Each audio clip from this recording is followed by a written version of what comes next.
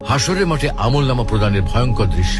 প্রিয় দর্শক, হাসরের দিন বা বিচার দিবস হল একটা প্রলম্বিত দিন, একটি অন্ধকারাচ্ছন্ন দিন।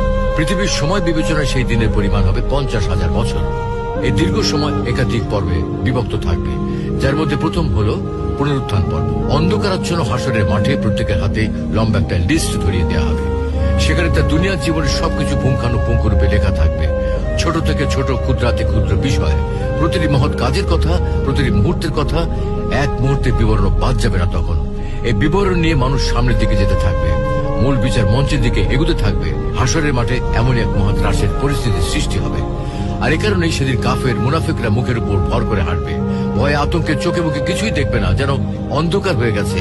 তাদের মুখ দিয়ে কোনো কথা বের হবে না, যেন তারা বোবা হয়ে গেছে। আশপাশের কিছু কানে শুনবে না, যেন তারা বধির হয়ে গেছে।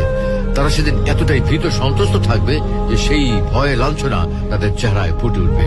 সেদিন আমলনামা হাজির করা হবে, তাদেরকে অপরাধীদের ভীত আতঙ্কিত দেখা যাবে। তারা বলবে, হায় রে কপাল, এ কেমন আমলনামা! এতে দেখি ছোট বড় কোনো কিছু বাদ যায়নি, বরং সবকিছুর হিসাব লেখা আছে। হাসরের মাঠে মানুষের কৃতকর্ম বাহ্যিক ও আকৃতিগত রূপ ধারণ করবে। যেমন কোন কোন বর্ণনায় আছে, যারা জাকাত দেয় না তাদের ধন সম্পদ একটি বড় সাপের আকার ধারণ করে তাদের দংশন করবে এবং বলবে, আমি সেই সম্পদ। আল্লাহ রাব্বুল আলামিন আমাদের সকলকে আসহাবুল হাসানাত দলের অন্তর্ভুক্ত হওয়ার তৌফিক দান করুন।